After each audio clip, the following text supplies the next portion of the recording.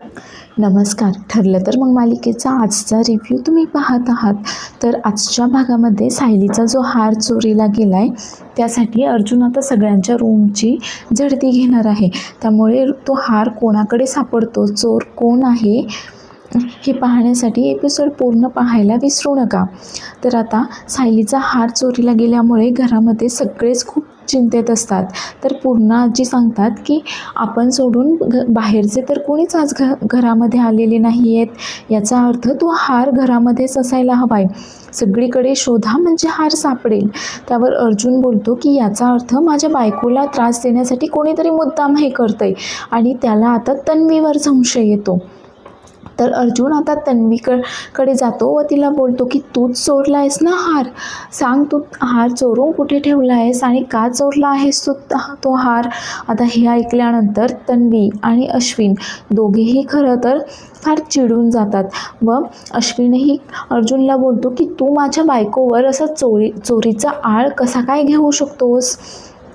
तन्वी ही अर्जुनला समजावण्याचा प्रयत्न करत असते की तिने तो हार चोरलेला नाही आहे आणि त्यामुळेच तिच्या रूमची झडती जरी घेतली तरी तिला काही एक प्रॉब्लेम नाही आहे. आता सगळ्यांच्या रूमची झडती घेणार हे ऐकल्यानंतर सदाशिव आणि मैनावती मात्र घाबरतात. पण याच संधीचा फायदा घेऊन मैनावती तिथून सटकते आणि तो हार जो असतो तो ती तिच्या खोलीतनं काढून तन्वीच्या कपाटामध्ये आणून लपवते. तर तन्वी आता अर्जुनला सांगत असते की मी तो हार चोरलेला नाही आहे, मी तो हार का चोरेल. त्यावर अश्विनही बोलतो की जर माझ्या बायकोला हार हवा असता तर तिने मला तसं सांगितलं असतं आणि मी तिला हार मिळवून सुद्धा दिला असता.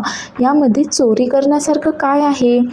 त्यावर अस्मिता बोलते की हो अगं, तू याआधीसुद्धा कसं वागली आहेस हे मला चांगलं माहीत आहे.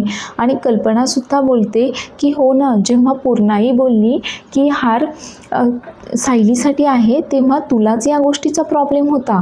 त्यावर अश्विन सांगतो पण तन्वीने हा विषय तर तेव्हाच सोडून दिलेला होता, मग ती परत असं का करेल. आता तन्वी आणि अश्विन दोघेही घरच्यांना समजावण्याचा प्रयत्न करत असतात मात्र कोणी काही एक ऐकत नसतं. त्यावर पूर्णाई सांगते की असं असेल तर सोक्षमोक्ष लावायलाच हवा आहे. सगळ्यांच्या रूमची झडती घे अर्जुन आणि हार कुठे आहे ते शोध.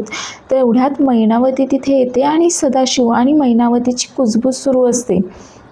आता अर्जुन आणि सायली दोघे मिळून अश्विन आणि तन्वीच्या रूमची झडती घेत असतात. आता ते फार इकडे तिकडे हार शोधायचा प्रयत्न करत असतात पण हार काही त्यांना सापडत नाही. आता अश्विन मात्र या सगळ्या प्रकारामुळे फार चिडलेला असतो. पण तन्वी त्याला समजावते की अरे मी जर चोरी केलीच नाही आहे तर त्यांना झडती घेऊ देत, त्यांना इथे हार मिळणारच नाही आहे आणि तेवढंच ते माझ्यावर संशय घेणं तरी बंद करतील.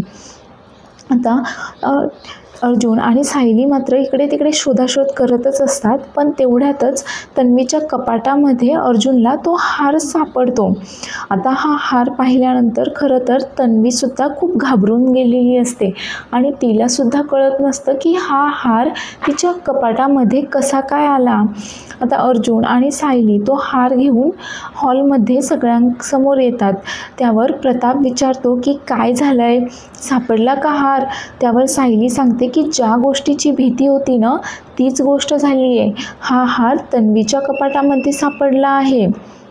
आता हे ऐकल्यानंतर सदाशिव आणि मैनावती दोघेही मात्र गालातल्या गालात हसत असतात कारण हा सगळा त्यांचाच प्लॅन असतो. तर अश्विन मात्र आणि तन्वी हे दोघेही घरच्यांना समजावत असतात की हा हार आम्ही चोरलेला नाही आहे, आम्ही का चोरी करू आमच्याच घरामध्ये.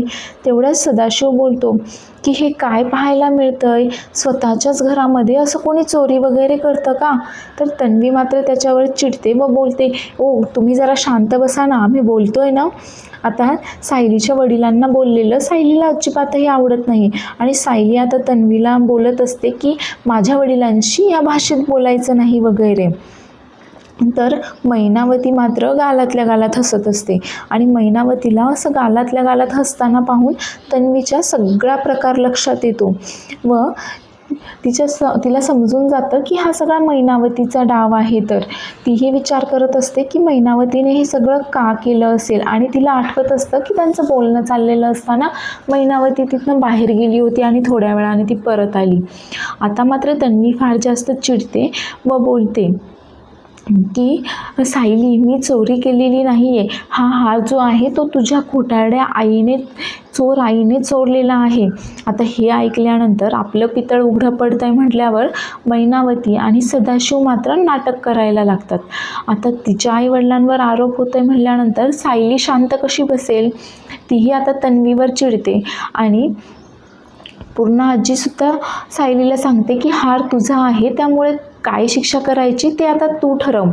तर सायली आता तन्वीवर हात उचलणार तेवढ्यातच अश्विन तिचा हात पकडतो व बोलतो की नाही, माझ्या बायकोवर असा हात उचलायचा नाही, आणि मुळातच हा हार आम्ही चोरी केलेला नाही आहे.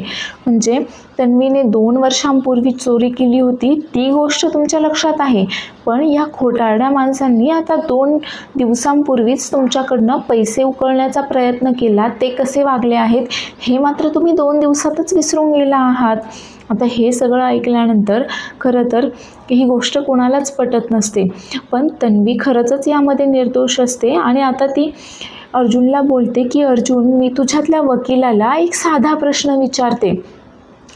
अरे, जेव्हा सायलीने तो हार डब्यामध्ये ठेवला त्यावेळेला आपण सर्वच जण इथे होतो, आणि थोड्याच वेळात मी आणि अश्विन इथनं बाहेर पडलो, आणि हळूहळू सगळेच जण इथनं बाहेर पडले.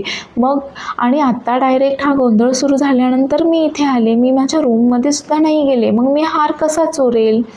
आता मात्र आपल्यावर आळ येतोय हे पाहिल्यावर मैनावती नाटक करायला सुरुवात करते की अगं सायले, हे काय झालं तुझ्या घरामध्ये? आमच्यावर असे चोरीचे आरोप करतायत हे लोक वगैरे. आता सायली तिच्या आईला म्हणजेच त्या मैनावतीला समजावत असते की अगं तू शांत हो, तुला कोणी काही बोलत नाही आहे वगैरे.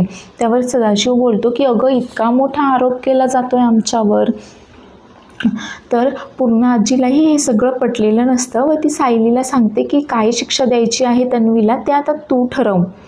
तर अस्मितालाही हे पटलेलं नसतं व अस्मिताही बोलते की म्हणजे आता या वेळेसुद्धा तन्वीला काही शिक्षा होणार नाही आहे. तर कारण आता दिवाळी असल्यामुळे सायली बोलत असते की कमीत कमी दिवाळीच्या वेळेमध्ये तरी सुभेदारांच्या घरामध्ये काही भांडण वगैरे नको आहे, त्यामुळे ती आता तन्वीला पोलिसांकडे देणार नसते.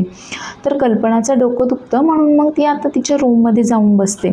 तर रात्रीच्या वेळेला आता तन्वी जे काही बोलत असते त्या सगळ्यावर आता अर्जुन विचार करत बसलेला असतो, आणि तन्वीचं म्हणणं अर्जुनला पटत असतं की तन्वी जर त्यांच्या डोळ्यासमोर सगळ्यांच्या आधी त्या रूममधनं बाहेर पडली होती आणि डायरेक्ट तिथे चोरीचा गोंधळ जेव्हा सुरू झाला तेव्हा ती तिथे आली, तर तिने तो हार कधी चोरला असेल?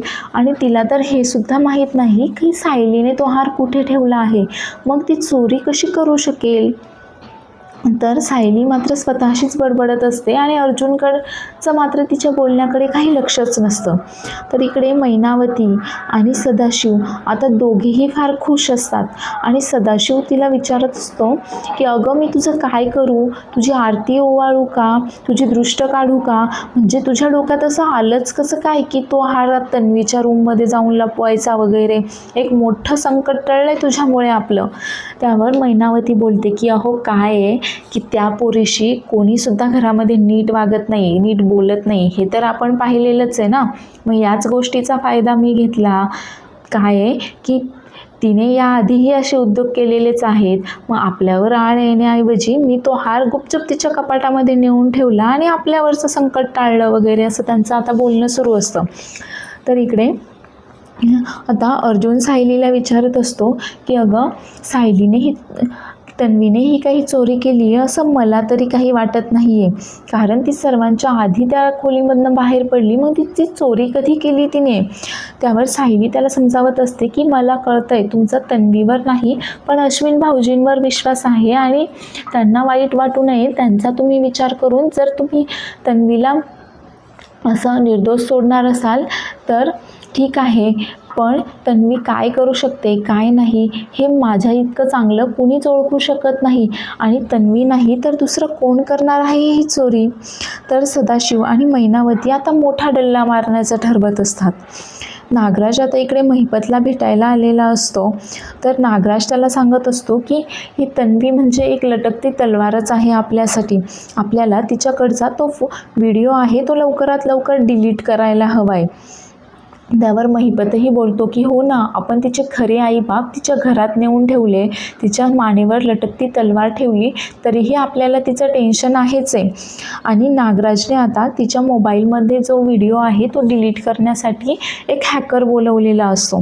आता तो आल्यानंतर तो महिपत आणि नागराजला सांगतो की हे खूप सोपं आहे, आपल्याला फक्त तिला एक लिंक पाठवायची आहे तिच्या मोबाईलवर आणि तिने त्या लिंकवर क्लिक केल्यानंतर आपल्याला तिच्या मोबाईलचा सगळा काही डेटा मिळून जाईल, अगदी तिचे बँक अकाउंट वगैरे सुद्धा मिळून जातील. आता मी लगेचच कामाला लागतो.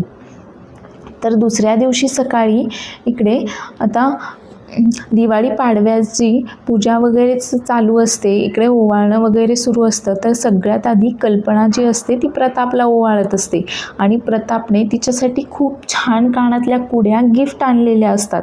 आता हे एवढं महागडं गिफ्ट पाहिल्यानंतर सदाशिव आणि मैनावतीचे मात्र डोळे फिरतात आणि ते परत त्याच्यावर डल्ला मारायचं ठरवतात.